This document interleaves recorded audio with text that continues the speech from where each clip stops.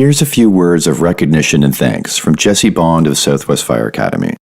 I just wanted to take this opportunity to give a shout out to everyone who makes SFA possible. It's such a big operation with a lot of moving parts and tons of people behind the scenes. And I just want to thank all the full-time and part-time staff, all the instructors, and the people that volunteer their time, and all the people who want to keep the fire service aggressive. SFA would be nothing if it wasn't for everyone who believes in the vision of what we're trying to accomplish. And I can't articulate enough how much I appreciate the love and support we receive, and I'm just so grateful for everyone. Obviously, there's too many people to name, but I want to give a special thanks to Gordon and Sarah for everything they've done and continue to do for the school. And on a personal level, I'm so fortunate to have such a massive support group, family and friends and everyone at work. And of course, Kristen for, putting up with me and being so supportive with everything. And in this podcast, we talk a little bit about health and lifestyle, and Kristen's the healthiest and most disciplined person I know. And she pushes me and helps keep me fueled so I can keep moving forward with everything when things are so busy and hectic. So I'm just overwhelmed by all the amazing people in my life, and just want to thank everyone from the bottom of my heart. So thank you so much, everyone.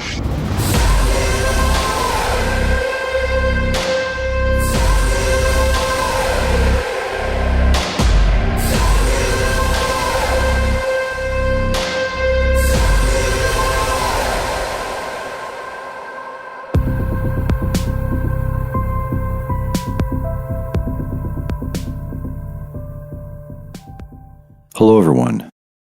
Welcome to episode 74 of Multiple Calls. I'm Scott Hewlett.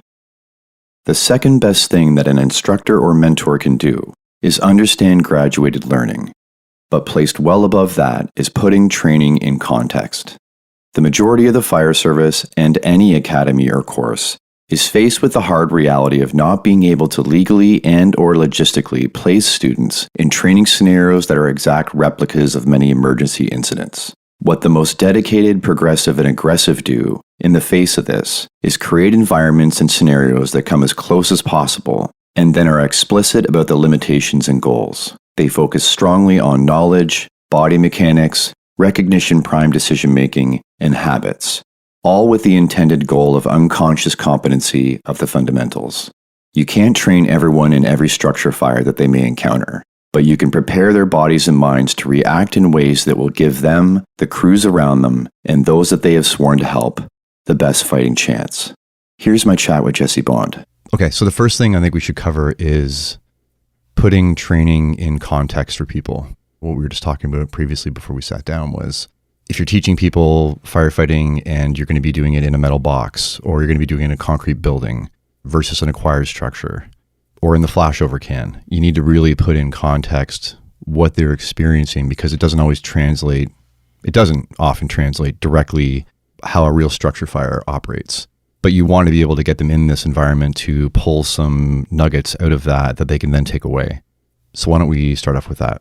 Yeah, for sure. So it's definitely a challenge nowadays. I think they're making it more and more difficult as we go through with all the safety. It's so important to go over those things. I think, like you said, you get nuggets out of it and you get to experience a little bit of the fire behavior. There's so many factors that you're not experiencing with a real structure fire. So obviously the contents and the fire load and the distance you may have to travel inside and whatnot. It could be quite challenging. You can't have real furniture inside. Yeah, and then the steam production too. So I've noticed even in the Connex or shipping containers in the metal box, that's what I'm referring to, is that conduction to heat. It's like you're fighting fire in a frying pan, basically. Right, yeah. So as soon as you open up that nozzle, even if it's on a straight stream versus a fog pattern, you get this massive amount of steam. Right, which is what everyone's so worried about nowadays, right? Not applying water and creating too much steam and kind of hindering ourselves with that. Right, so you try to have that conversation with them, and yet they get in the box, they have it on a straight stream, and they still experience the steam. It's like, well, here's why. So when you get in there and this happens, what we're saying isn't untrue. You would get less steam in a real house. Oh, for sure. Yeah, right. It's completely different. Yeah. You mentioned the contents. We can't actually put the stuff in there that's actually going to burn to create the environment that they be in. And propane fired training buildings versus Class A. The one missing piece, I think, with the Class A is that you can't always put the fire out, because logistically, you're going to have to reset the fire every single time for every single person. So 16 times in a day, it's just not logistically possible. So the propane fire buildings come into play where it's a benefit of actually doing the technique, flowing down the hallway, making your way into the room directly onto the fire. You can put it out and just restart it again. Right. Yeah. No, there's definitely benefits to it for the sets and reps and going through and getting those skills dialed in. But it's not the same as real fire, and you don't have the same smoke, and it's not the same. You don't get the heat.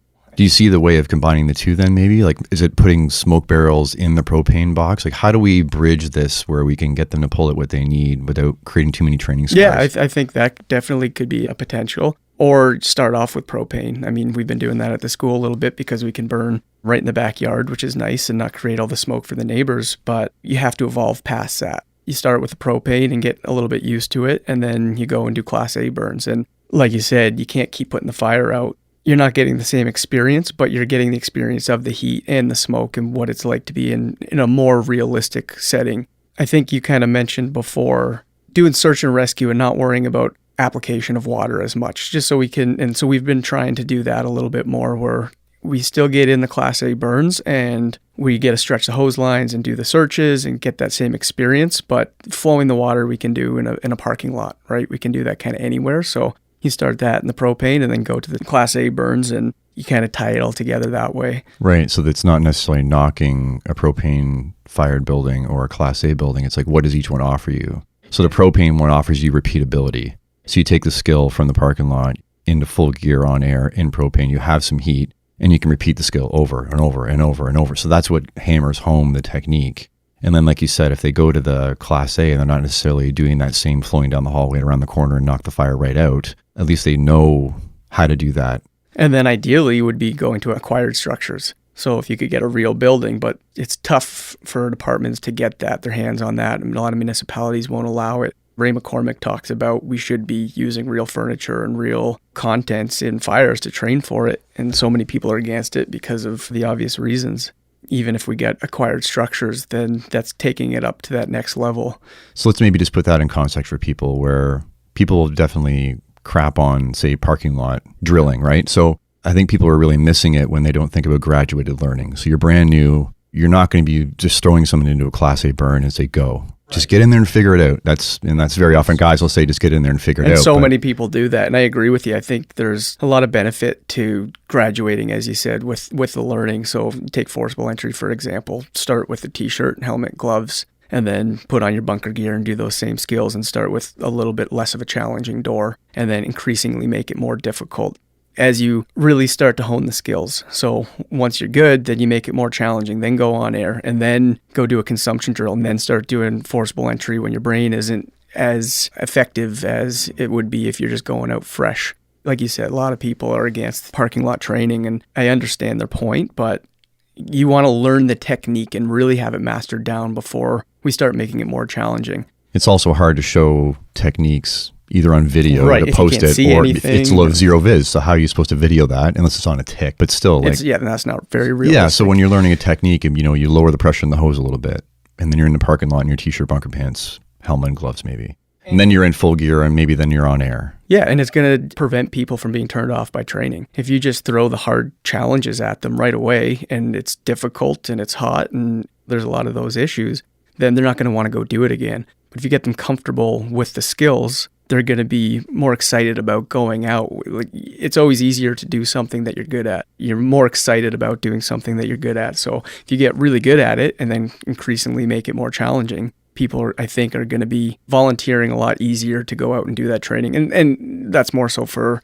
career departments and volunteer departments. But I think it's smart to do that in the recruit setting or the academy settings as well, to ease them into it. And obviously we have to have a level of difficult, but we need to ease them into it. Yeah. So the next step then would be, like we mentioned previously, but just put them all in order for people, would be the next one thing would be a propane prop. So repeating the skill over and over and over and over, and make sure that they're flowing the whole way and they're putting the fire out. Then you would take them to a burn building, a Class A building. And that would be your next level. Now, the next level would be, before real fire, real time, real life, would be the acquired structure. You mentioned it briefly. Let's talk more about that. So that's the missing chunk.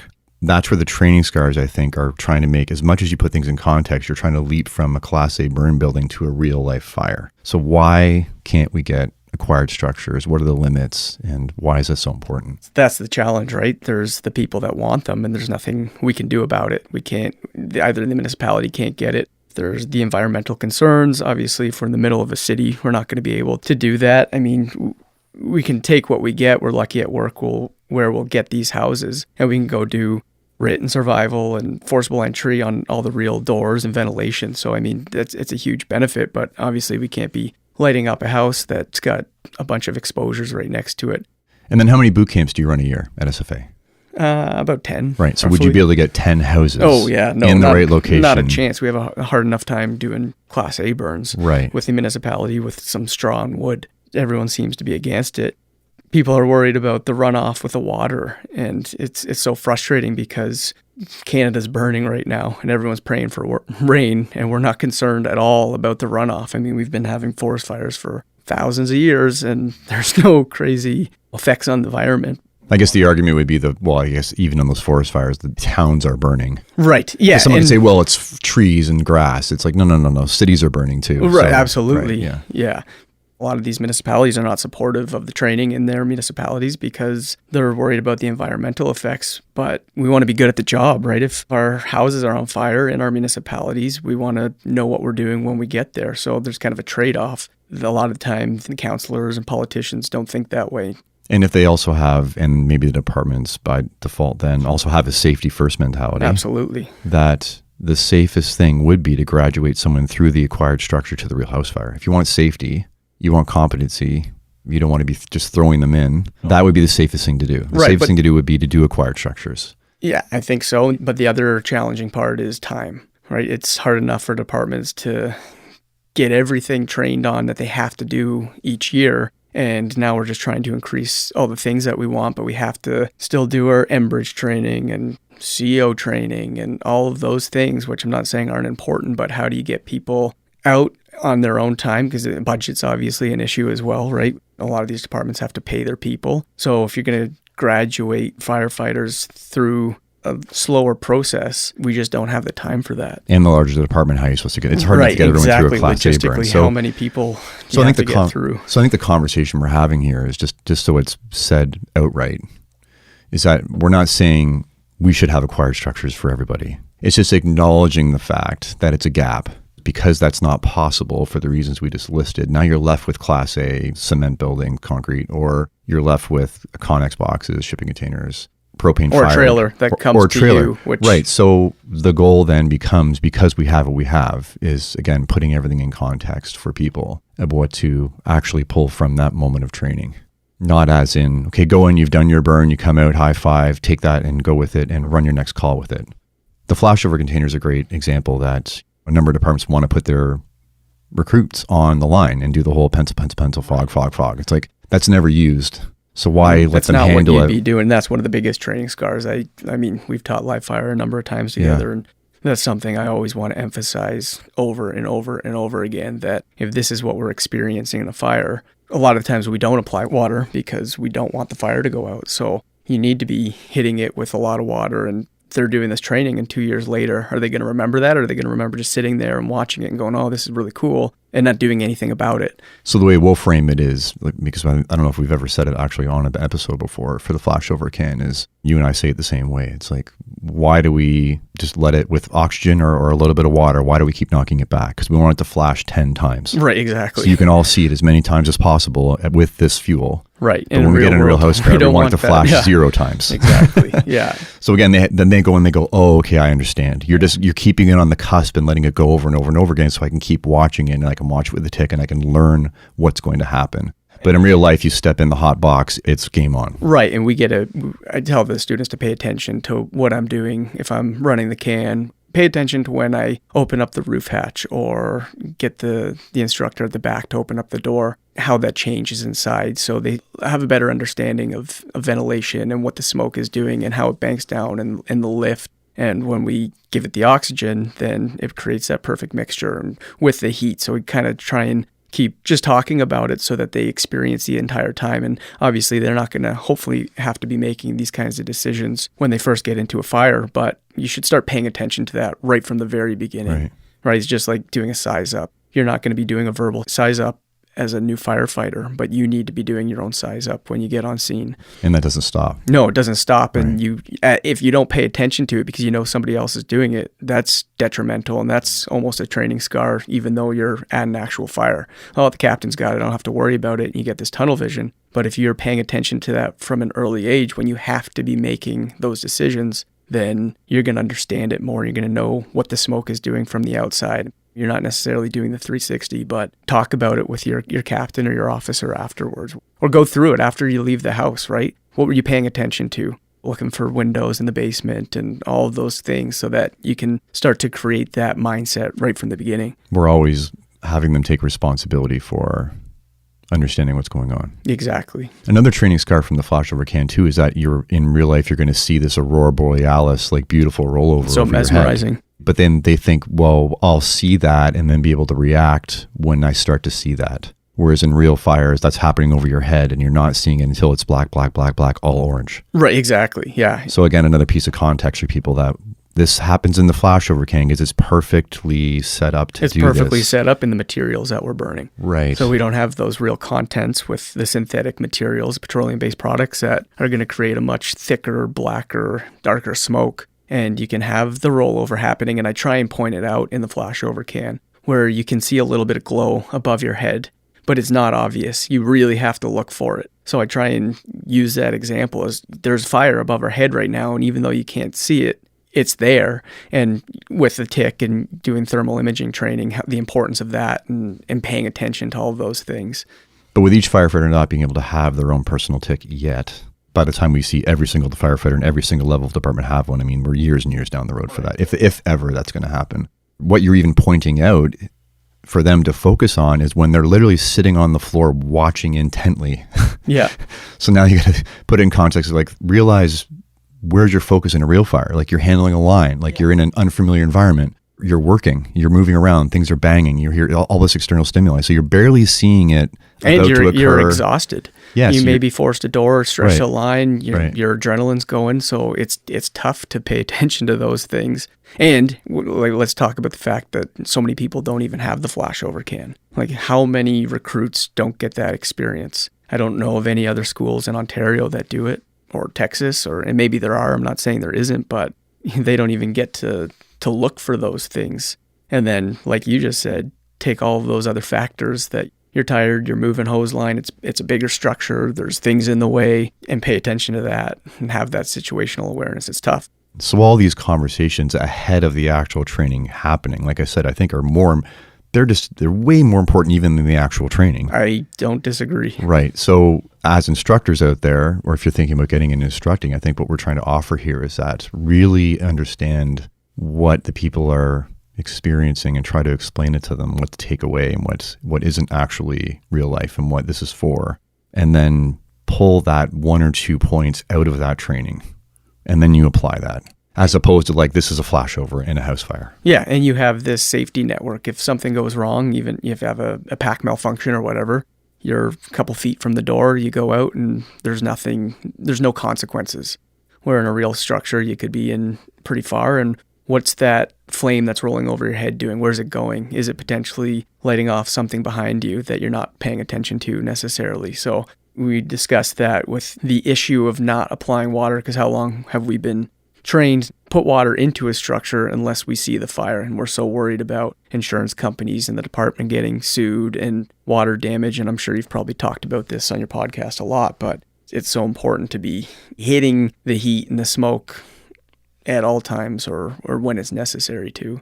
With Kyle Romigas coming up for the Smoke Showing Conference to SFA, and I'm sure he's going to mention this, but one thing I picked up from him was the idea if the neutral plane is at the doorknob or lower, right, and smoke's pushing, it's a flow and move situation. I just love that, and that comes from Jay Bonifield too. If you see this, do this, right? I've mentioned that before. That I just love us getting to that point of, because it's so overwhelming at a fire, you need this. If I see this, I do this reaction instinctual. Get ahead of it. And then Aaron talking about don't get into a fair fight, overwhelm and dominate. Right, yeah, exactly. And you should have opened the line 30 seconds or 2 minutes ago. Yeah, open up the front door, hit it, see what happens. Is water hitting the floor or is it evaporating? If it's evaporating, then we know it's hot up there. And our gear is so good, we're not feeling the heat, the temperature, the way they probably used to with the different protective equipment, which can be detrimental, and not knowing how to read the tick or just paying attention. If you're excited, maybe you're not feeling the heat. So start flowing water right away. I agree with that completely. Right. So to put this, even speaking of context, you had an experience of like getting caught by yourself in a basement. Maybe tell me that story, because I think that would put this into real life framework for people. It was kind of a weird call. We went in upstairs and there's a big hole in the floor. We knew it was a basement fire, so we redeployed the hose, stretched around the other side. We went down into the basement. It's not as dramatic as it sounds, but I had another captain with me and a new firefighter. I was ahead of the crew, sounding the floor, getting to the basement, and went down, and I just assumed that the nozzleman was with me. And I went into the basement, kind of was looking around and could see some fires in the joists, and I knew where it was because of the hole in the floor where we went up ahead of time. And so I told the firefighter on the nozzle to hit there and then where to hit next, and they weren't there. So I was like, oh, that's not good. So I turned around, went back to the stairwell, and I couldn't find it. I put my forearm on the wall and was looking for the doorknob so that I could find it that way, and I couldn't. So I assumed that maybe it was an unfinished basement, maybe just a piece of plywood on hinges or something, and found out after that's what it was. They had a piece of plywood on hinges with a bungee cord. So as soon as I walked through the door shut and the nozzle firefighter was still on the stairs. I couldn't find where it was, so I started banging the door to try and listen for a different sound that the wall would make, and eventually found it. And the other captain had gone back. He wasn't with us. He had gone back to help feed hose into the house. That's where he had went, and I just assumed he was with the nozzle firefighter. And then they came down, so it was fine, but it was a moment. It was an uneasy feeling being in a basement fire with pretty good fire, and we ended up getting a good hit on it, and we got pulled out. Yeah, so that puts it in context for people of, you also, I think you touched on it briefly there, in these training scenarios, you also feel very safe. That part of your brain is turned off. Because we also do like a safety walkthrough. You've seen the entire building. Exactly. We hammer it home like, listen, you're not in here to suffer. You're here to learn. If you feel this, you need to let us know. Like, they feel very comfortable because you want people to be comfortable when they're learning before you ramp them up to the psychological intensity. But then that again might create this like, oh, I don't need to be cautious or overly worried, and then have my senses heightened, or you mentioned not having to pay attention. Then you need to turn that on when you leave the training context and you put it into right. And then life. What you're experiencing in there, like, so we started hitting it and there was very little heat. So I thought we had the fire completely under control, and Chief kept calling us to come out. Turned out that we didn't have good reception on the radios or whatever it was. Our messages weren't transmitting. So I was asking for ventilation and we had it under control. I ended up blasting the air horn, and I could hear he was getting frustrated that we weren't coming out. And I was like, "What? We got it. What's the big deal?" And we came out, and the whole thing was just sailing above us. I guess it was just an anomaly balloon frame construction with all the insulation was wood chips, and there was a bunch of different roof lines. So even there, you don't have the heat, and you think, okay, things are good, but they're not always good. And you have to be paying attention to all those things, and paying attention and listening to the crews outside who are giving you information. I had a similar experience early on with the townhouse complex. No fire breaks across the entire attic space between the 8 of them. And we go in thinking, okay, nothing visible in the first, nothing visible in the second. We get to the third, it's up there. We knock it all down. We ventilate. We're like, high five. Like, we're done. This is room and contents easy. And then you see some smoke coming from the windowsill. You pop open, you think you're doing a little overhaul here and chasing where it might have got into some void spaces, and it's like flames. And then you knock the drywall out in the corner, it's like flames. And this is one of those, mansard roofs where you're like surrounded by the roof. Yeah, and you've got a big problem with those. And it ran the whole gamut of it. But so that outside, all of a sudden, they have a majorly different view of what's happening, and they're calling us out like, what are you talking about? I think we have this. Right. And then you step outside, and then there's smoke everywhere, and you're like, oh my God, what happened? It was such a different experience from outside to inside. That firefighter from Detroit, the picture, he's coming out, his arms are up, he's like so mad at command for pulling him out. You feel like that? No, just let me get in there. I got it. Yeah, it's one house. No, it's 8. Right. It's 8 houses. And how do you train that to people? How do you teach people that? Yeah, so that's a great point too, about how, like, all of these different factors that, yeah, there's certain things you can fast track people through based on your experience, but some things you just have to experience. You can't hand that over to them. You can't infuse that in their brains. Like, and then there's so many things to talk about when you're teaching, when you're trying to teach these things. So you're not going to remember to talk maybe about row housing or just all these different anomalies that you may experience, because there's so many different ones and you only have so much time with them. So do you, especially with candidates that are in pre-service, there is this point of, you have to simplify to a point, but you can't be too simple. You could sit for 3 hours and then just pepper them with stuff that you think they need to know.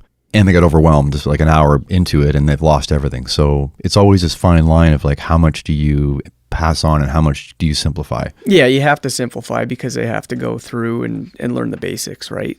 I think trying to teach them critical thinking skills and try and get them to go out and learn about this stuff on their own, because they're not going to be taught necessarily, depending on the department they're getting on.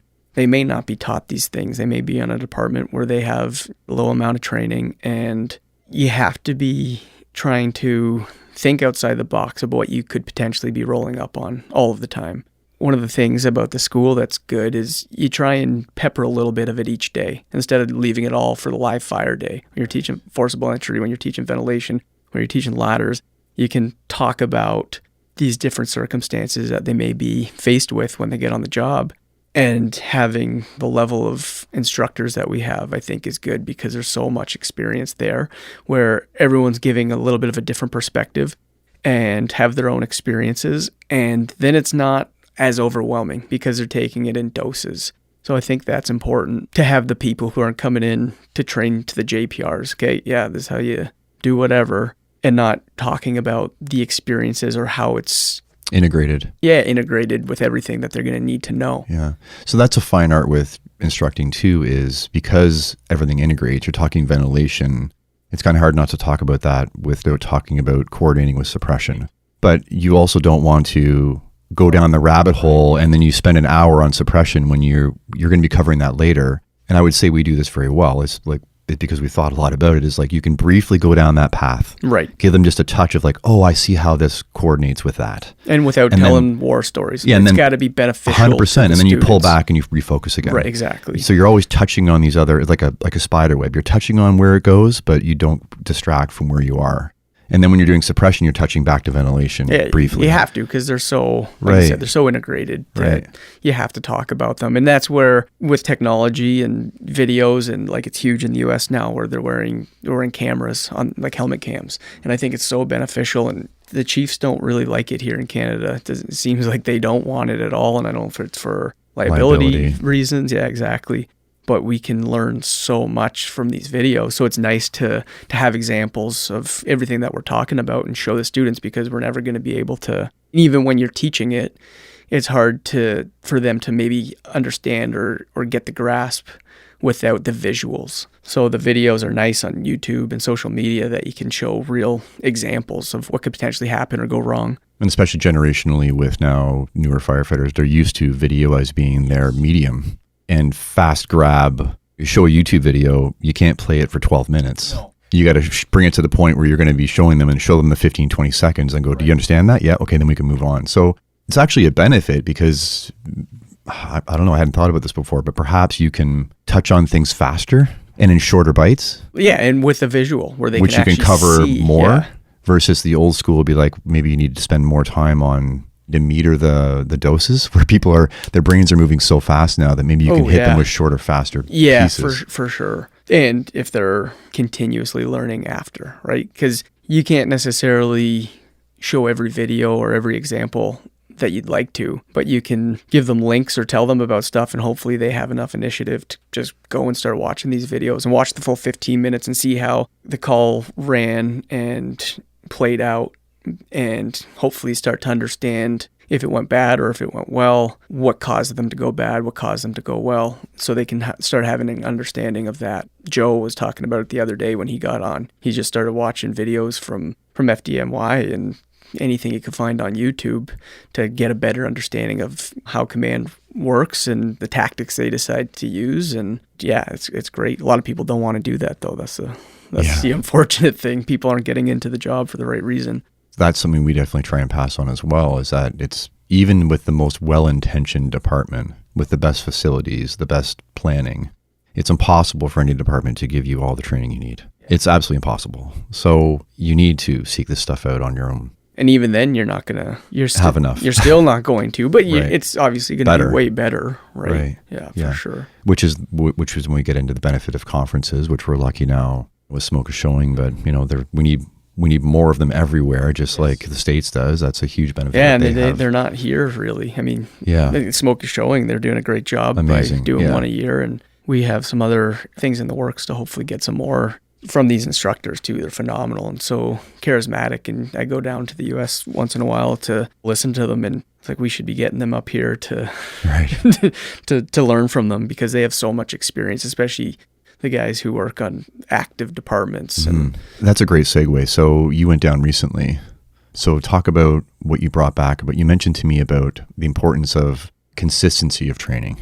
Like it feels like Groundhog Day for the instructor, but it needs to be that literally this is the way it's done, and it's consistently, if it's done well, this is exactly how it needs to be. You just need to repeat that. So talk to me about your experience in the States and how that really sunk that into your brain. The hard part is usually the people that go down to the States are wanting to train all of the time.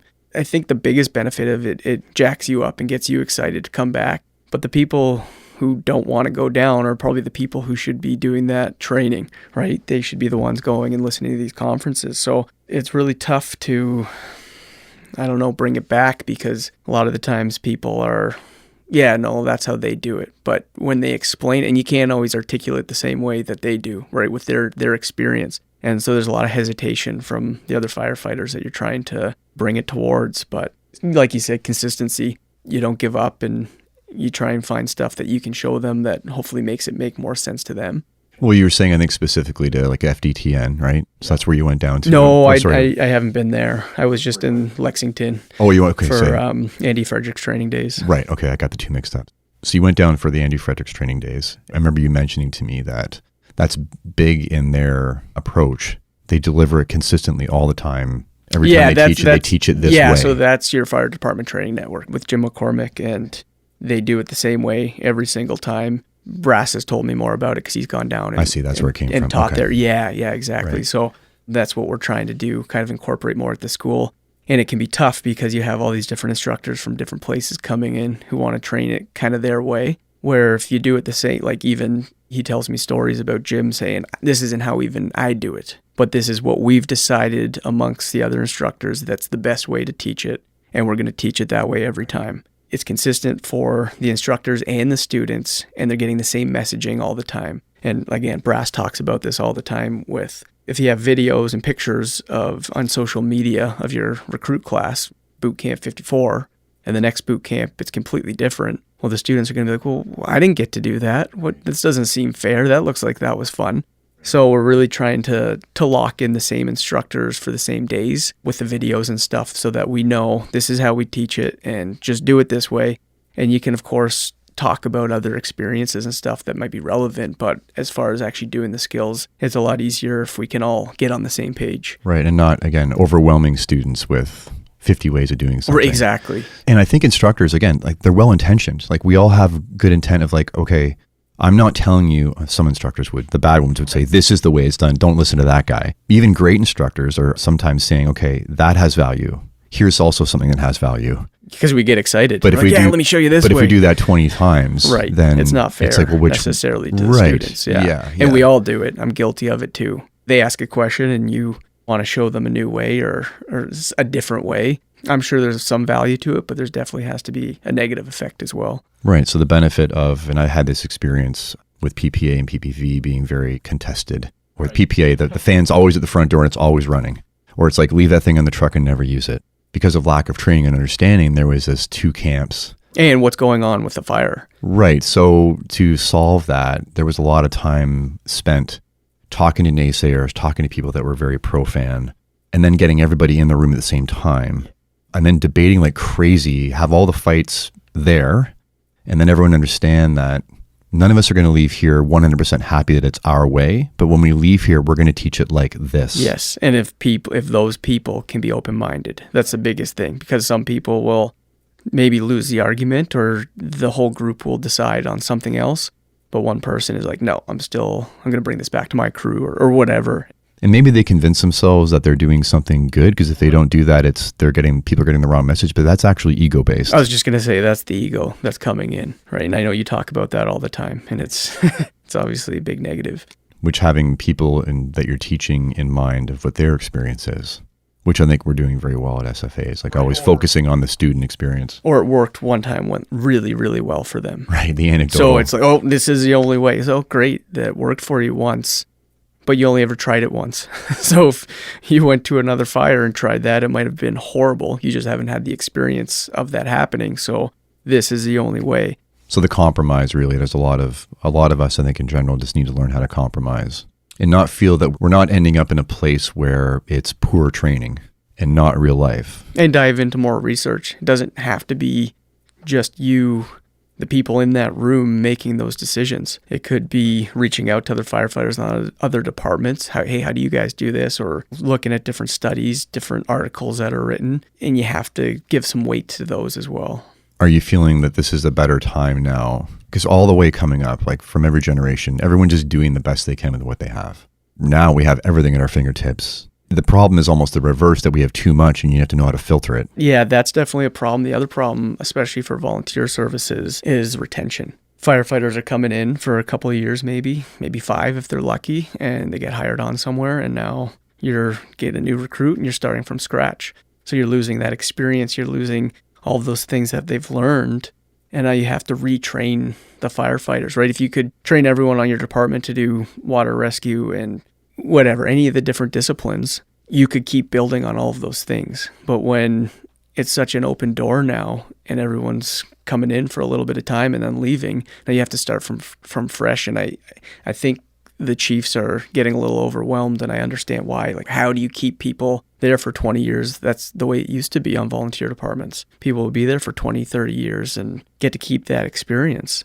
I think you were touching on it there, where you can keep crews together for a long time. Let them stay together and let them keep advancing their training versus keep bringing in new people, and you got to keep starting from the basics again. Right. But yeah, it's a good point, even on full-time departments, where there are some departments that do a shuffle every couple of years. Or every 6 months. Or every 6 months. So Right. How are you ever going to really jive with your crew? And you get to that point with a crew, and I'm lucky I've been on my crew for 5 years, and there hasn't been a lot of movement or anything, and hoping that we're going to get to stay together for the next 10 years until somebody else retires. You start to be able to communicate without talking, and you know what the other firefighter is going to do. You don't have to, you can just pay attention to what they're doing, or you know what they're going to do because they're always good at that. So they kind of take that role on. Yeah, so to get back to consistency, I think let's just talk ideal utopia here. If everyone on the department saw the department as one team, as one crew, and we all were able to compromise and understand that this is the way we as a department do things, and you were all trained at that same level and knew how to operate at that level, then it wouldn't matter which crew you dropped into because you could do work the same way. But is that realistic? I guess that's my question. Can we get there with where I think is the problem ego again, where crews want to say, well, our crew does this. And I think they don't understand how detrimental that is. Yeah, I don't know that I'm not going to say it's impossible, but I think it's a stretch for sure, unfortunately. And like you said, it's not malicious. It's not because people have the wrong intentions, but they have their own ideas and everyone is the alpha thing. It's their way and that's how they've always done it, and we're not willing to change. And you have to get everyone to that level, which,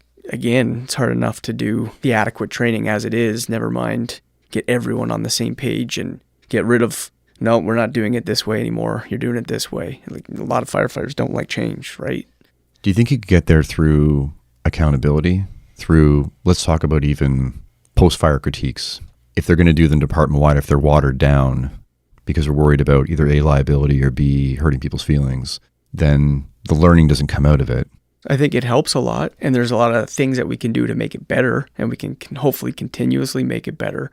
But being able to manage it is a really tough thing, and then you have broken telephone. Even if you could teach everyone the exact same way, they go back to their crews, because it's not going to probably be everyone, it's probably going to be a shift instructor or whatever, and they misinterpreted something. So again, it's not that they're trying to go against the grain or do it their own way, they just interpreted it wrong. Everyone has a different learning style and teaching style, and it can get maneuvered as that training gets passed down.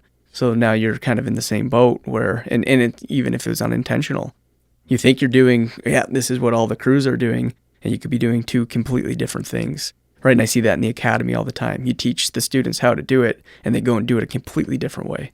Like, is that how we said to do it? And you ask the whole group, like, did I say that? And they're like, yeah, but they weren't paying attention for a few minutes, or they misunderstood it, or they saw it in a video and that's where their memory is going and think they're doing it the way they were just trained to do it. The human aspect it's a really tough thing to do unless you had, which they're getting more involved with the online learning and videos and stuff. At least that way you can kind of reset it, right? Like the photocopy thing. If you keep photocopying a photocopy, eventually you're going to lose it. But if you always have that base to go back to, then maybe that would help. Yeah, as a foundation, like if everyone did the ULFSRI, all the courses, I mean, yes, they could interpret things differently even from that, but it would be more consistent. And then you could do your training on top of that. Yeah. And then if you do it once a year, depending on the training, a couple times a year, you keep going back to that. So it's harder to stray away from it. Right. And let's touch back now on the safety first mentality and how we're not necessarily applying it across the board. You mentioned briefly at the beginning there about people being concerned about the dangers of Class A burning and obviously cancers. And in no part of this conversation are we saying that's not a concern. No, 100%. Or the idea of the PFAS in your gear now. So there are all these concerns, which are valid, strongly valid. But bring up what you were talking to me about earlier, about how we don't necessarily in our minds apply that across the board in our lives. Yeah, there's a lack of consistency. We're worried about PFAS in our bunker gear, but it's in everything else. Dental floss and everything. It's in everything. The clothes that we wear, we go to bed and we're sleeping in it, the carpets that we walk on, the couches and chairs we sit in, and we don't seem to really care about it. But then it's one of those low-hanging fruits. Fire service jumps on board with it and it becomes this big issue. We can be doing so much more for our health, I think. I agree that there definitely can be real concerns, but how concerned are we about it when we talk about it and, we need to change this, and then we go eat cheeseburgers and have ice cream for dessert and say, well, do we really care? And we go home and drink alcohol and all of these things that are carcinogenic in our lifestyles, but we're only concerned about this one tiny little thing. And my big issue with it is now affecting the job. It's affecting how we do it. So I don't disagree. Yeah, sure, we can take these things seriously and look for alternatives, but it can't interfere with protecting the public, right? I've been hearing now talk about clean cabs, and I think it's a horrible idea. I think it's dangerous, and it's going to take that much longer to get your pack on when you get on scene. And now they're talking about taking bunker gear out of the truck as well. So it's just one more step that you have to do. So let's clarify clean cab for people, because we just assume that everyone knows what that means. But, right, yeah. So no one's saying don't clean the truck. Yeah, I'm not saying don't wipe things down, don't clean your gear, and have the salty helmet. No one's saying that. Right. But with the clean cab mentality is nothing that it relates to firefighting is in the cab with you. Right, so exactly. And how do you do that? And we're worried about PFAS. Well, what's in the seats that we're sitting on? It's a tough thing. We actually had a group of university students coming through, and they were working on a project to try and tackle some of these issues and how can we do decon on a fire ground after, and they had pictures of showers popping out of the truck, and it was like, oh, great ideas, not very realistic. Or midwinter when it's minus 20. Exactly, right? So many things that they weren't thinking of, and again, thinking about them for the right reasons, but they kind of got a sense that I was a little bit annoyed with the whole situation because it affects the job so much, right? And people only focus on that. They're not focusing on the other things. And I said, I get what you're trying to do, and I agree, and it's amazing. But if you're trapped inside of your apartment, you're not going to care about us getting cancer. You're going to want us to come in as quickly as possible and pull you out of that fire. Yeah, sure, take the steps and the measures that we need to, but it can't affect our job and our response time. So touching back to that idea of, say, getting, just for an analogy, putting everybody in the room and you have the naysayers and the pros, right? You'd have these two extremes. Like, let's always try and find the middle ground. So you have people like, screw it, salty, just like my helmet's black. And I'm like, that's the one extreme. Then you got that everything needs to be pristine and nothing that touches me has to be carcinogenic. So you got those two extremes. Where is that line of like, this is part of it. We have to train this way with this stuff, or this has to be in the truck with us. How do we make it as best as possible and as healthy as possible? And then how do we be as healthy as we can in our life to mitigate the damage that we know we're going to be taking on? Yeah, and I think that's our responsibility as well, is to change our lifestyle, like you said, to mitigate these problems, right? Proper sleep and sauna use, cold water therapy, all of the things that are really starting to evolve. So we have to do that. A lot of times people don't want to, right? It's inconvenient, it takes time, it's challenging, it's uncomfortable, so we don't do it. So we just focus on one tiny little thing that's probably not nearly as harmful as all the other things in our regular lifestyle. So how do you do it? I don't know. I think they've come a long way with decon, and they're making big changes with cleaning gear and whatnot. It's a dangerous job. We were at a fire the other night for like 8 hours wearing that gear.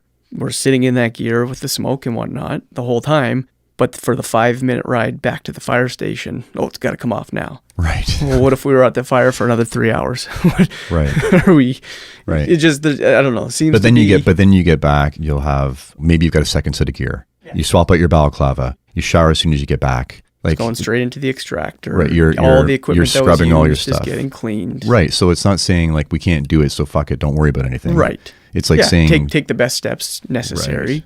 Right. And also understand you signed up for a job that's dangerous and does have health consequences. I mean, I'm not trying to sound so negative about it, but it is a dangerous job. Like, you can't be on air an entire fire. Winds are going to shift. There's some things that we just can't change. And I feel like there's a lot of people, committees, governing bodies that are trying to change everything, or we're not going inside anymore.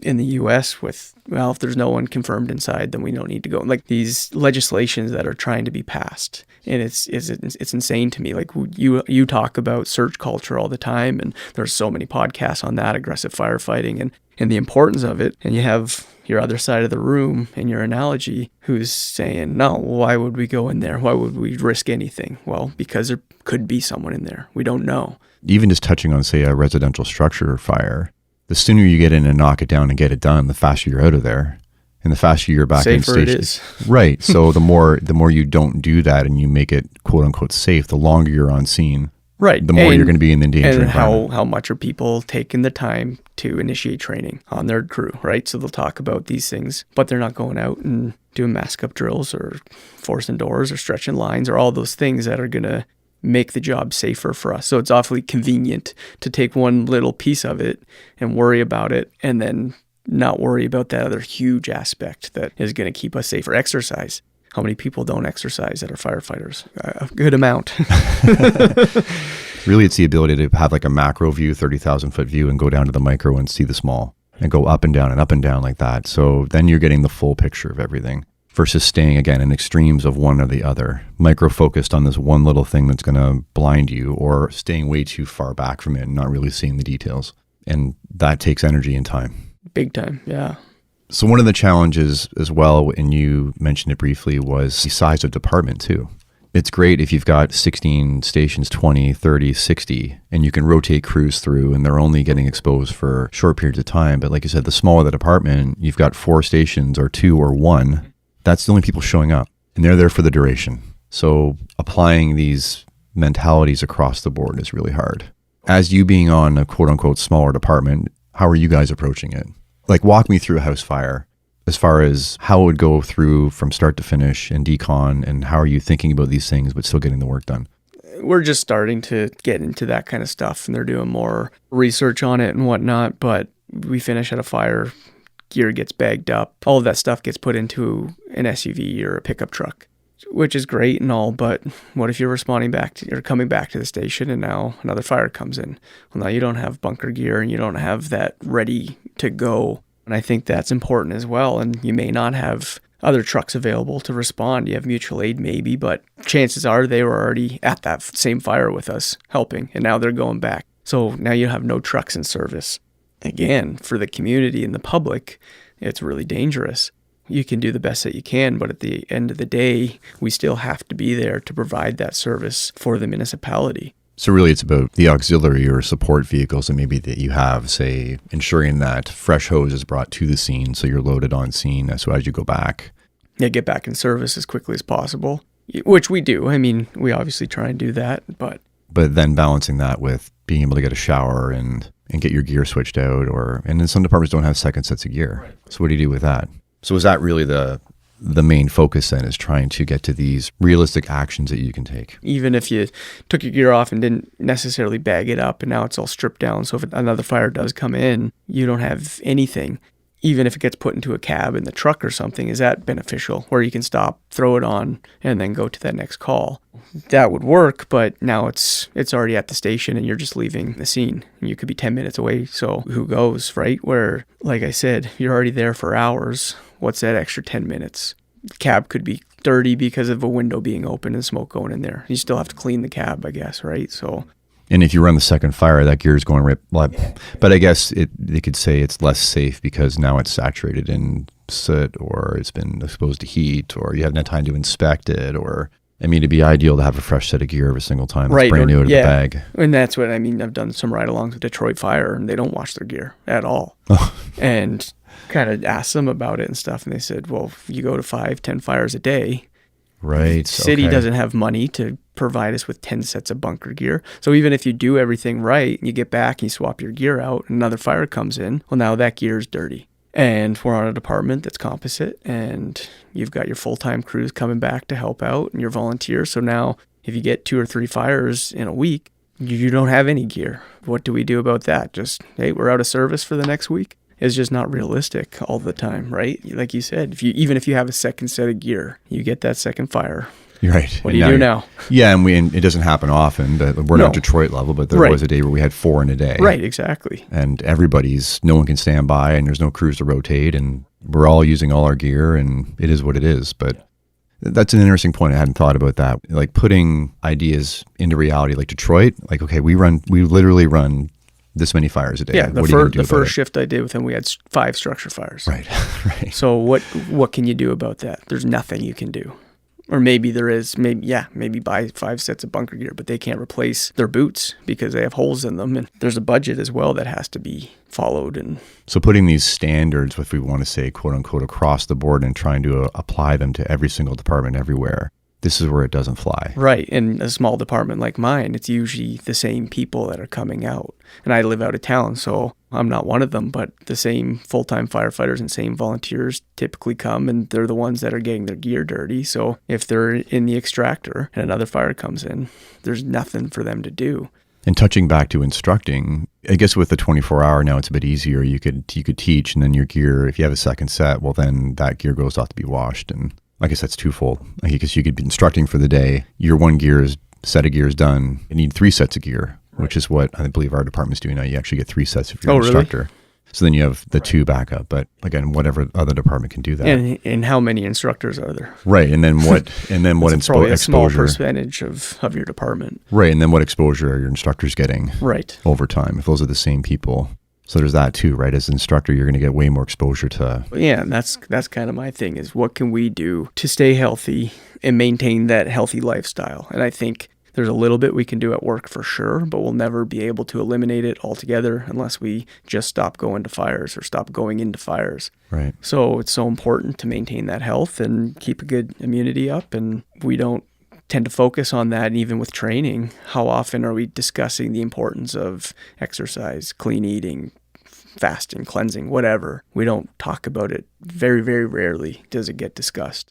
Or we put it all on the departments to provide us with that. Right, and they don't. Right, or can't. Yeah, or can't. Right. So again, coming back to personal accountability of I've chosen to do this career. How can I approach it holistically from my personal life and my work life? This is what I do. What are the things I can do every day to try and do them as often as possible? And maybe people just aren't interested, which is fine. This isn't just a firefighter issue. We talk about cancer in the fire service. It's a global problem. It's not just our industry. Yeah, a lot of industries are carcinogenic. Tons, probably way more than firefighting. A lot of them that are more than firefighting. Being a mechanic and being around benzene all day long, and or if you're making shingles. You're making shingles, or when you drive by and there's a road crew working and putting fresh asphalt down, and you smell that, you're like, ooh, that can't be good while I drive by. Well, how about standing there for 12 hours doing that job? For 15 years. Right.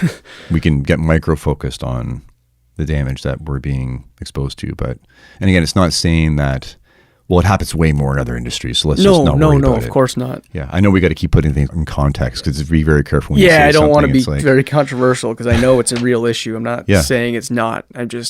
We're only looking at, like you said, a very small piece of it. What are things even small departments, I guess, could do to make things available for people to take better care of themselves overall? You're with a small department and you don't have to focus on what your department's doing or not doing, but maybe from that, because you have that experience, are there things that could be added into the daily life of your department that could benefit the firefighters? Yeah, and my department's great. We have a good budget for our gym, and our chief's very supportive of wanting us in the gym and being healthy and whatnot. I think the problem is everyone's busy. Like management's busy doing things, and there's always a budget. They bring in some online learning that you have to do. It costs a lot of money. I think it has to be more crew-based, and my crew's good. We'll do yoga every once in a while or try and eat somewhat healthy, and we're pretty supportive of each other. But to see that come down from the top, it's not because they're not trying to not give us that training. It's just there's so many things going on. Again, I think you have to kind of take the initiative yourself. Departments are limited to what they're able to do, so you need to take more of a focus on what you do off the job to mitigate it. And on the job. I think it's important on the job to work out as a crew and do training and whatever. But, I mean, you're only there a quarter of the time less, so... And you have a job to do.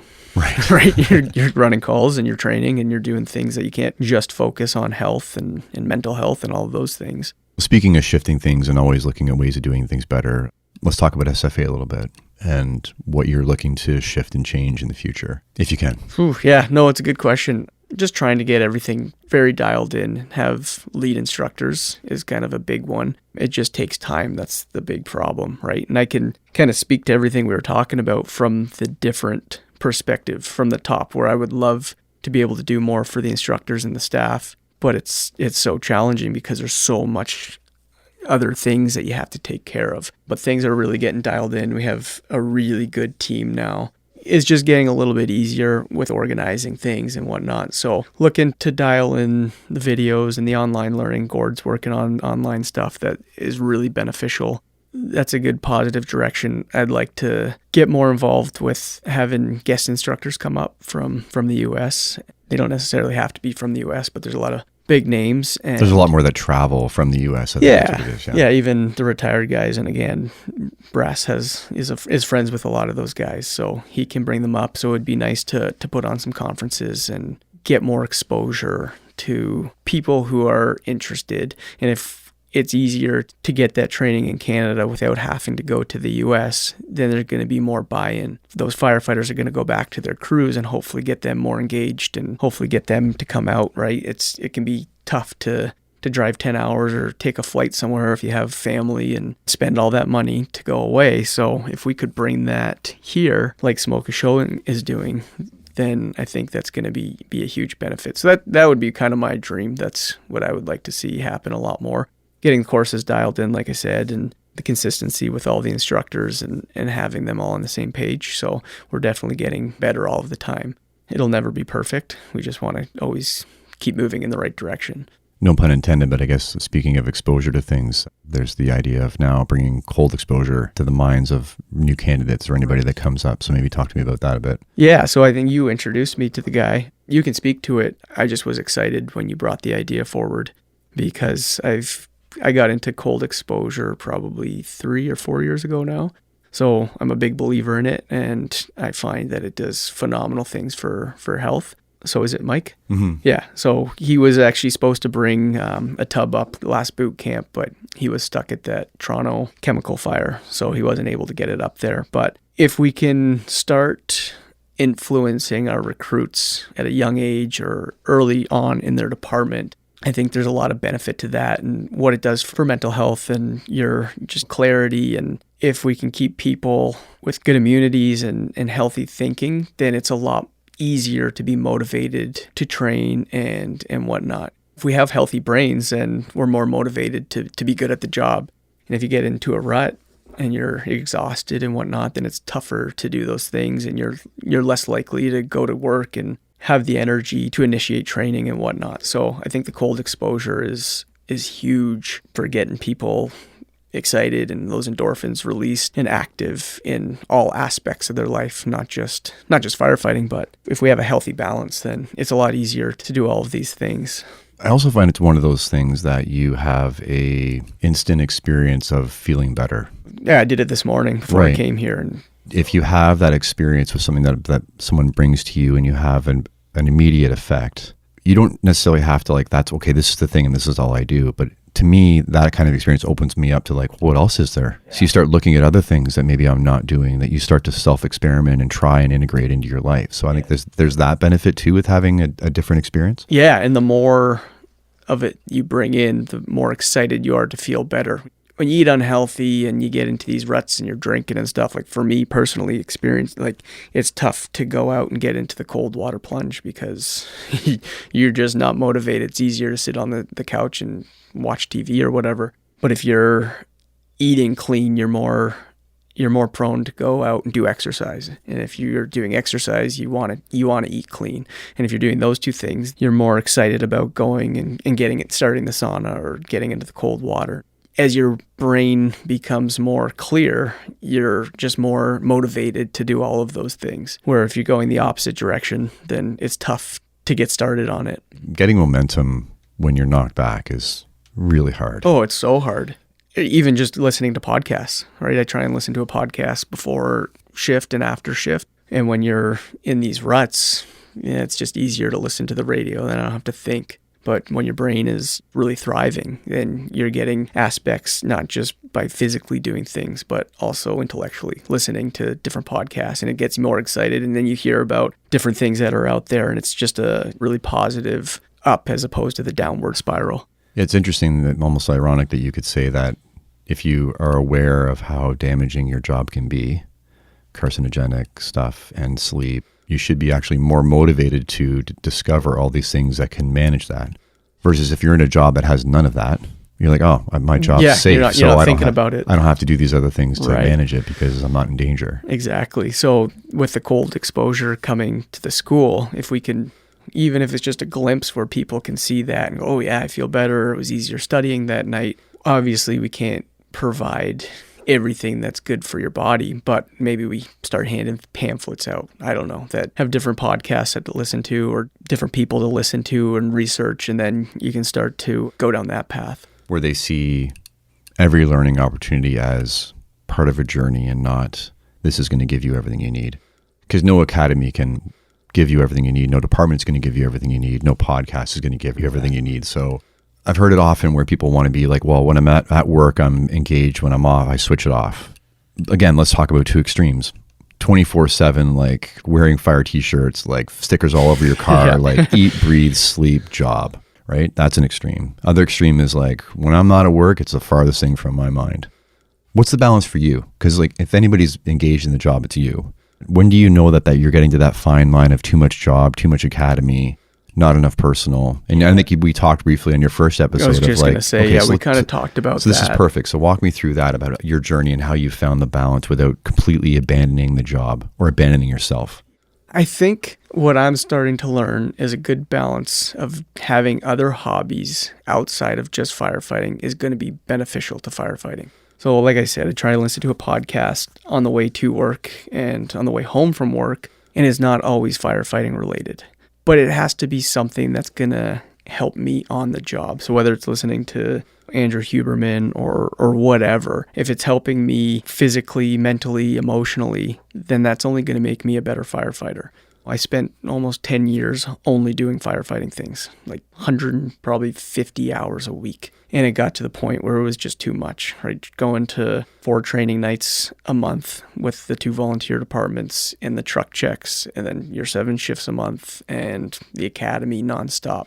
It started affecting me to the point where it was a negative impact going to work because I was so tired. Yeah, the more is better isn't always true. No, yeah, it's much worse. And then you get into a rut, and then you're less motivated to listen to a podcast or to go do training or whatever the case is. So I've been really trying to have a good, healthy balance, and now trying to start a family and whatnot, and that's not all going to be firefighting. So I love being outside in the wilderness and kind of resetting and getting away from technology. I find that to be absolutely huge.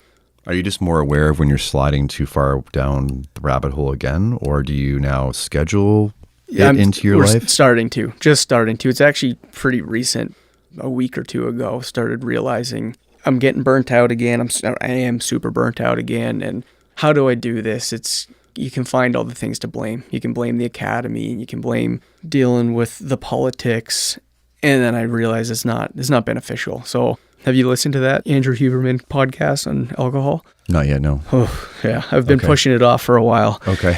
And what I realized is there's certain things I can't do. I have to go to work. I have to be at the academy. I have to do these things, and it's too much. It's too much for me, but I'm also going home and having a few drinks every night. That's what I have to change. So I listened to the podcast, and I knew alcohol was bad for you, but it's, I definitely recommend listening to that. So changing my brain chemistry and getting away from the TV, alcohol, eating bad food was more of the problem, right? It was everything stressful. So, but then when you have all that, you don't have the healthy balance, and then you start to do that downward spiral, and then the school becomes harder, and then it makes you want to have more drinks, and then you're just constantly going down. So I've made a big change recently to go back to being super clean with health and exercise, and it doesn't take long. After a few days, you already feel 100 times better. You're more focused, and so I think the same thing for firefighters that work the regular schedule. You can benefit from whatever it is that you love to do, whatever your hobbies are. And for me, it's being outside and hiking and going to the mountains. Even if I fly out to Alberta for 3 days, it's just so beneficial for a good little reset. When you're so stressed and burnt out, you convince yourself, you're like, I need this. It's amazing, right? You're running on adrenaline all day. You get to have that drink, and it's like, perfect. It's time to relax. And the only thing that winds you down. And then it's like, no. You can't live your life like this. Talking about cancer and stuff, and in this podcast, the effect that it has on cancer, the possibility of getting cancer is insane. Jocko was talking to a doctor recently, and he was saying that he's realized that too with alcohol. But he also realizes the social benefit with his family and his friends. And so he's like, I just limit my exposure to it. So it's like I save it up for like when this happens, then I'm like, I have it then. Even him knowing about longevity, he's not going to remove it from his life. Right. So even for people saying, well, it's either no alcohol or all alcohol all the time. Again, these two extremes, like if you're going to have alcohol in your life, where is that amount? Right. And when? And that's what I'm going to have to experiment with, right? Because I'm a drinker. I love drinking, and it's so detrimental. But yeah, I think having a healthy balance where if you plan the days ahead, so if you're going to a concert and you want to have a few drinks or whatever, I think that's totally fine. The problem is when you go out for dinner with some friends, you have that beer. And if you have it scheduled and you get into the habit where everything that you do is better if you have a few drinks, your mentality is, well, it's going to be better if I'm having that's a few our life, drinks. right? That's it's either our like life, right? Right, yeah. But if you shift your mindset on it, and it doesn't take long, right? You can still, you go to that concert and you still have just as much fun. Or you go out for dinner with your friends, you still have just as much fun. It's just changing that perception of, I don't have to have this in order to have a good time. And you can do little things, right? Keep your hands busy. So I drink bubblies or whatever. And it's like, well, it's very similar to a vodka soda. Right. Can't even taste the difference. And right. I like to have cigars. And I know that's obviously not good for you, but I think it's a lot better than alcohol. And then how often are you having? Are you having 3 a day? No, or exactly. Are you having one right? a week? When you're at the campfire, you're at the cottage, at the fire. Yeah, so he talks about these moments in time where it's like... And then that's special. That's Right, and dose matters. Right. So you can't have 40 on the weekend and then none during the week, and it balances out. Our bodies don't work that way. Right. Yeah, exactly. If you keep your body in an alkaline state all of the time or most of the time, and you have the odd cigar or the odd beer or whatever, I don't think it's that unhealthy. Your body can manage it. Yeah, of course. Your liver can manage it. Keeping your liver and all of the systems in your body working properly, and you have a really good immune system, and take it. And that's for me is like, okay, if I'm going to smoke cigars, then I have to do something even more healthy. So I've got to give up bread or whatever, right? And I don't know if there even is data on that yet. Like, are we right now even convincing ourselves, if I do A, B, and C all the time, then I can have this? Like, we still might even be convincing ourselves, right? Of course. It's easy to justify things. It feels like that's going to help. And you know the healthy people that die early, unfortunately. And then we know the people who drink every day a lot and smoke 2 packs a day, and they live to 100. So But again, it's talking about anecdotal, so you don't know which camp you fall in. That's always confused me. Like, why wouldn't you, the healthy guy, the basketball player, just dropped on the court. It's like, well, why wouldn't you give yourself the best shot? I mean, that's what we're talking about, right? Exactly. Giving yourself the best shot. And what's your quality of life that you're experiencing now? Fasting. I'm a big into fasting, and there's not a whole lot of evidence about longevity. There seems to be a lot of good data that that speaks to it with animal studies and whatnot, but we don't really have the years of doing proper trials with humans. But how do you feel?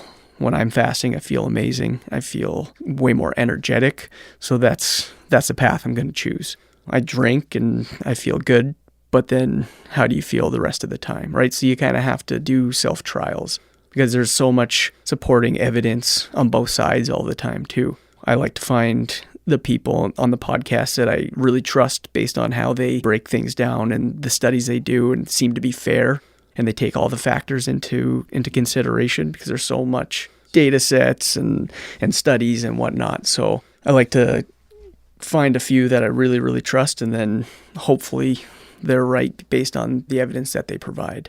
And then how does it make me feel? So like dry fasting, for example, there's 50% say it's really good for you and 50% say it's really bad for you. Well, how do I feel when I do it? And I feel great. So I'm going to go with maybe it's good for me. Did you find that, well, doing something for 5 days, that makes me feel like garbage. Doing it for 3 days, okay, that's a bit better. Doing it for 2, okay, my perfect amount is 2, right? Like, so maybe for you fasting or even intermittent fasting windows, right? Right. And listening to your body. At 12 hours, I feel this. At 10 hours, I feel this. At 8 hours, 6 hours, I feel like garbage. Then you make your way back to 6 to 8. Okay, 8's the sweet spot. Yeah, and different times in your life, right? If you're at a big fire all night long and you've been working hard, then maybe that's not the day that you fast till 4 o'clock in the afternoon. Maybe you need some nutrients because you've been going nonstop. But people, a lot of times, and I'm kind of one of them, is all or nothing. There's no exception. It's like, okay, well, is this healthy right now? Or do I need to make a little change based on what's happened the last few days or the last few hours or whatever the case is? Because the I can't miss a workout is almost just as bad as I can't miss right. You're not taking a rest day. They're both detrimental. I need to drink every day. I need to work out every day. Right. Like I said, not listening to your body and going, you know what, maybe today. But it's also easy to justify, I shouldn't work out today because of this. No, get in the gym. Well, I think guys like you and me are like afraid of the slide. Right. Yeah, exactly. Right? You don't want that. So but maybe, maybe if I do this workout instead and yeah. But maybe if we pay attention, let's talk about that, the micro versus macro view. If you pay attention often enough that, well, I missed 3 days of exercise, but as soon as I got back on it and got a week under my belt again, I'm back where I was. Right. Yeah, it doesn't take long. Yeah, I mean, I was even worried with the injury. Like, right. Am I ever going to get back? Right. And it's like, oh my God. It's the worst feeling ever. Right. But then you get back and you're like, oh. So then maybe the next time you get injured, you're not going to have that mental breakdown of like, okay, I understand I'm going to be knocked back for this amount of time, but I know I can get back and this is how. Maybe with the eating, it's the same thing, or the drinking, it's the same thing. It's like, okay. And he does talk about that, right? I know when I drink at night, I'm going to feel like garbage the next day.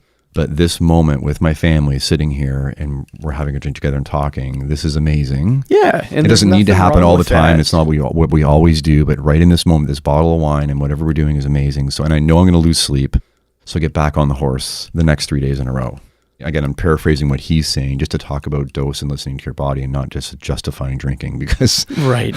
I barely drink. It's right. But to talk about, I guess for people that do, right? You need to figure it out. Yeah, exactly. And then that's where I'm intrigued to see what happens where can I just have a drink or two? Because like I said, I'm kind of an all or nothing kind of guy and I have to either cut it out altogether or is it a slippery slope? But that is a reality for some people. Oh, big time. We can talk about addictions, right? Some people, and when we had Chris Howe on, I'm going to have Chris Howe on again. That was one of the things he said. He says, the moment I had my first drink, it was like, I was all off. Like it was game over. And he says, I can't have it. But that's him realizing himself. But the next person can say, well, I can have one a day and I'm fine.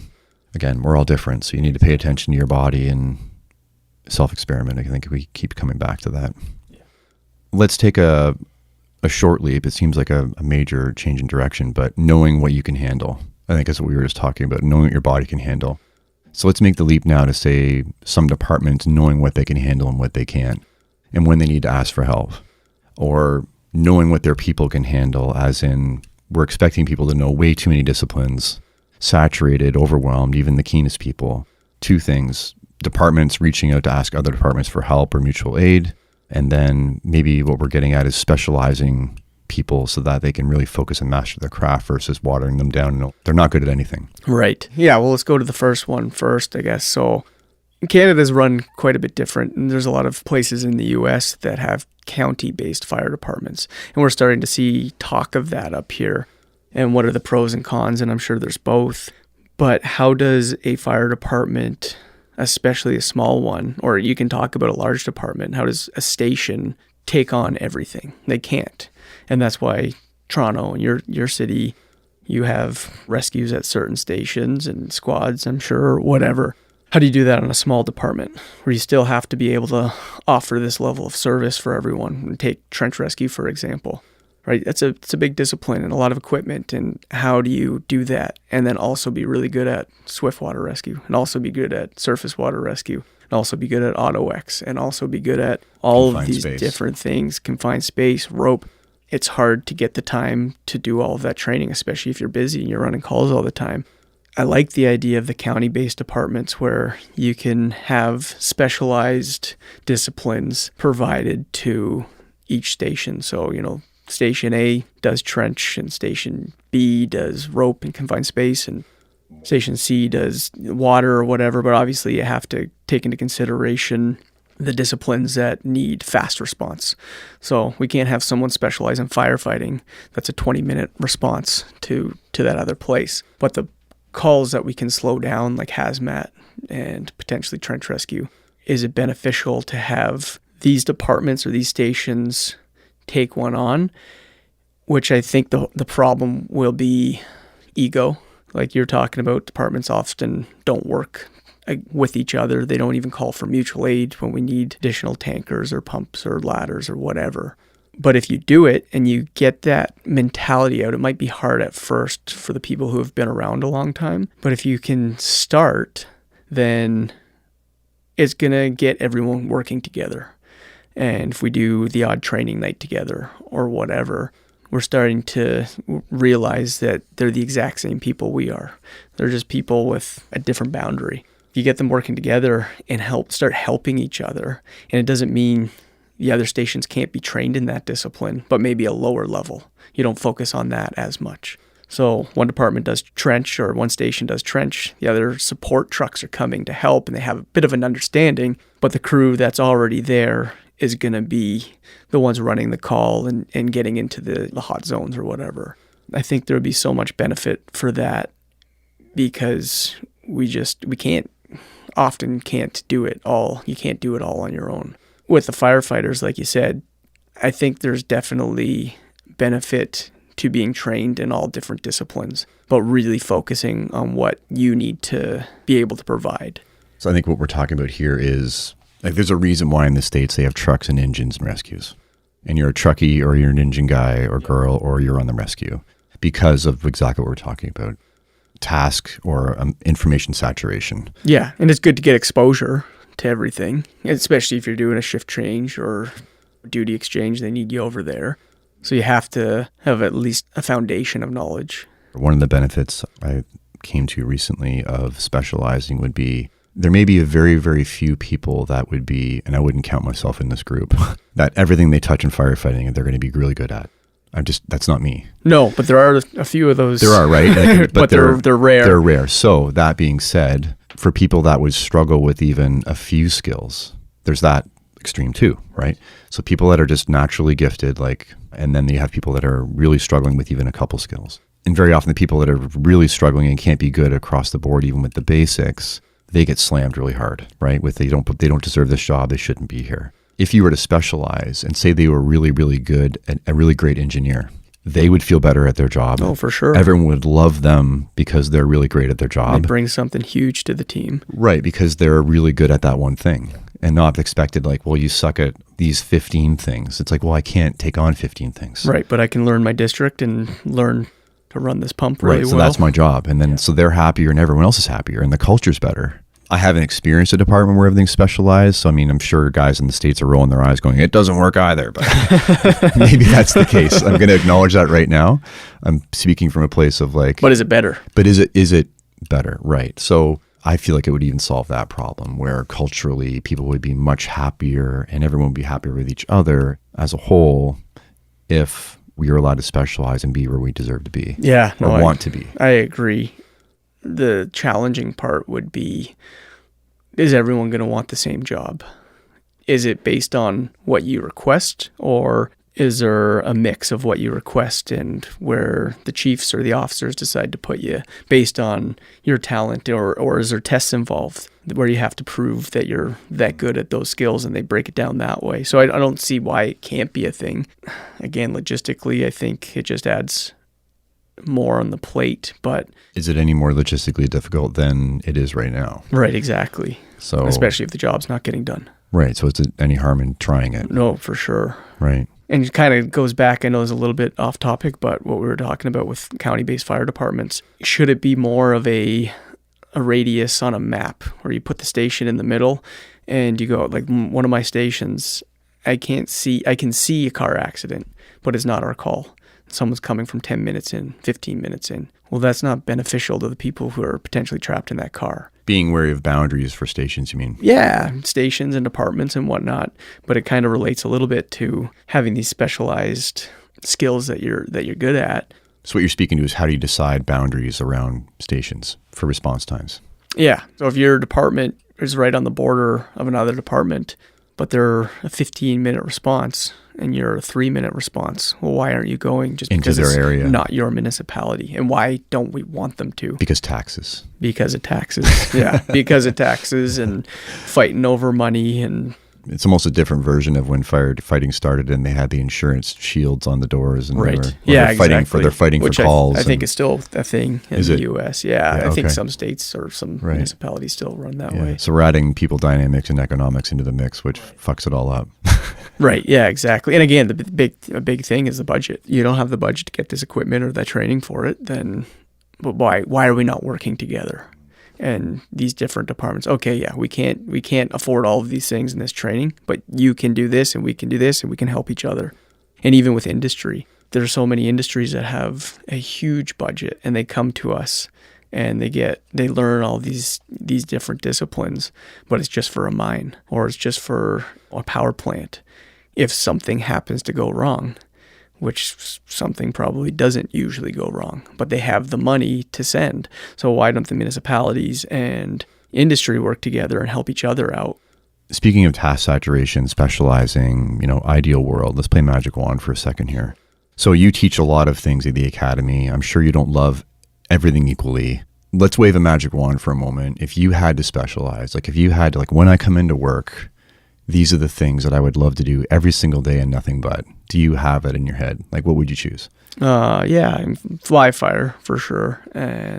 Or even as a firefighter, like engine, truck, rescue, mix. For me? Like if you had to come into work every day. Right, okay. And you had to do something every day, what would your ideal role be if you had to, like, your own responsibilities? I would probably pick rescue. I like the tech rescue. So you would do like what we're adding all the tech stuff, so all the tech rescue and AutoX, and so if you had to fine tune it. Yeah, I love technical rescue disciplines. I also like that they typically get to go to more fires, or depending on the department, of course.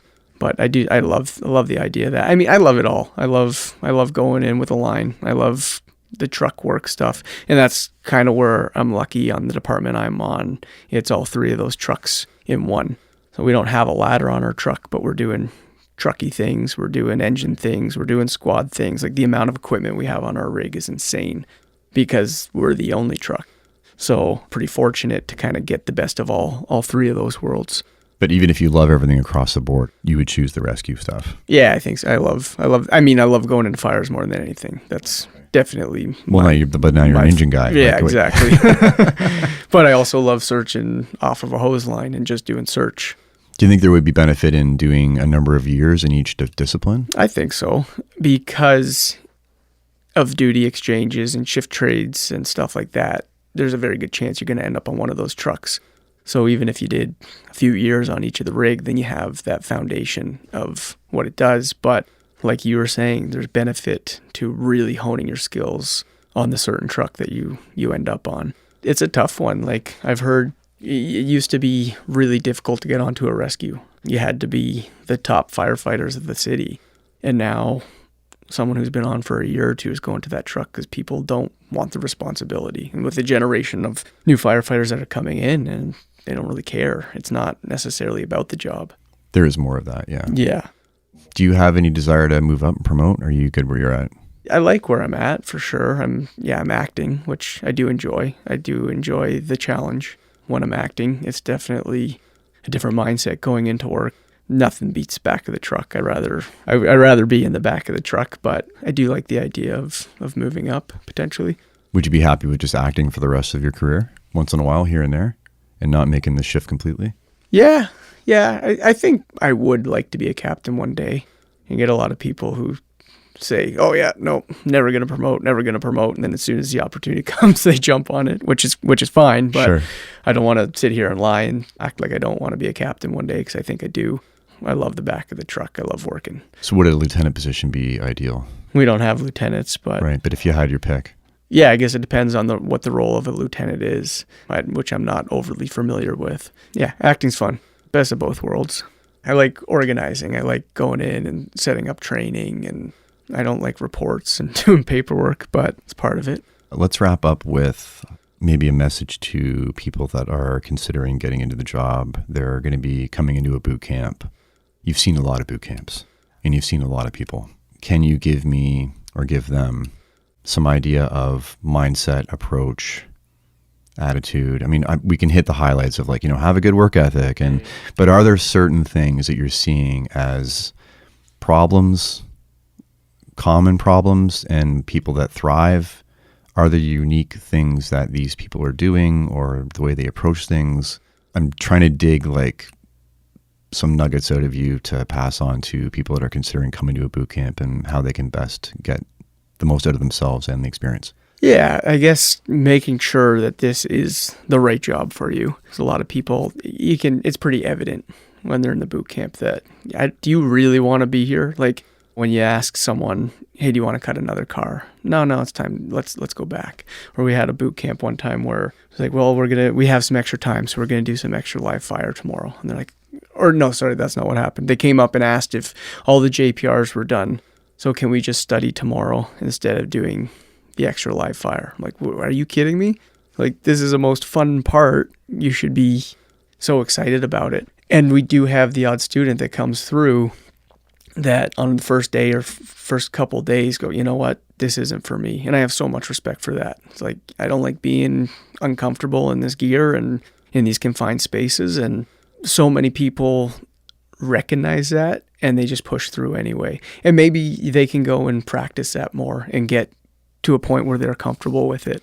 But yeah, just knowing that the job is not working 7 days a month and taking your own initiative to become better, like all the things that we talked about personally, that will make you a better firefighter, give you better brain capacity, give you better strength or whatever.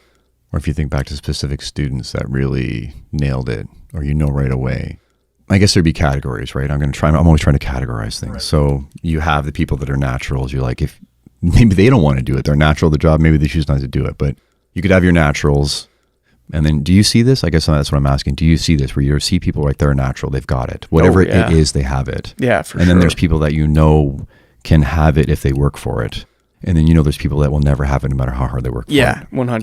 Do you see this play out? Yeah, for sure. Okay. And unfortunately, a lot of the times, it depends on the boot camp, and it depends on the officer that we assign. We run it very similar to how a firehouse works, and that's what we kind of try to do. And if they have a good captain, that can make a huge difference. Right? You have that proper leader, it can make a huge difference in the people who maybe wouldn't have been as good at it, but now they have more drive, and they understand things a little bit better just based off this other student who paid the same amount of money as they did because they have some military experience, or they're, ex-police that come through, or whatever the case is. That's kind of what we try and do at the school, because we can't train you to be a great firefighter, right? We only have 2 weeks, 3 weeks. The instructors that come in that teach the passion, that show the passion, is what fires them up to go, okay, yeah, I have to. It's the mentality more than it is the skills. And some people, don't necessarily have the skills, and some people have the skills right away. You don't have to show them at all. But getting that mentality that I got to work for this, I have to be open-minded, I have to be passionate, and I have to earn this, is something beneficial that we try and do. And the right students recognize that, and they try and get every extra little bit of thing out of it. And that's what we always say to them is, You paid a lot of money to be here. Get as much out of this program as you possibly can. Talk to the instructors on lunch and after and ask them questions and stay in contact. And some people do for sure. You're having people come back to you and say once they got on, or... Yeah, the people that come back and volunteer, they just love being there. They just want to be around it. And it's, I don't have an exact percentage, but 5 to 10%, it's a pretty low number, but we make it pretty clear. Come back anytime, and a lot of times turns into work opportunities for them, doing maintenance stuff. And sure, it's a proximity thing too, I'm sure, for people. Of course it is, right? Yeah, 100%. So I mean, even if you're having 5% given proximity, that's crazy. Yeah, that's a really high. Yeah, and that's some a high people percentage. Drive like 3 or 4 or 5 hours to come and volunteer for a few days. Amazing. So it's great, right? But it's great for you to verbalize that that's even an opportunity. And I think there's these opportunities not just with us, right? You can find these things, local departments and stuff where, hey, can we come in and just wash the trucks? You hear those stories, and that's not always an option because of, again, liability and whatnot. So the chiefs may not allow it, but maybe some smaller departments might still have that. Or come give us a hand at the boot drive. There's opportunities everywhere. How creative are you to go and find them? It's great that we had a second opportunity. There'll be more in the future. Like, it's just always good to sit down with you and just have this one-on-one time, like in the studio, and for us to talk.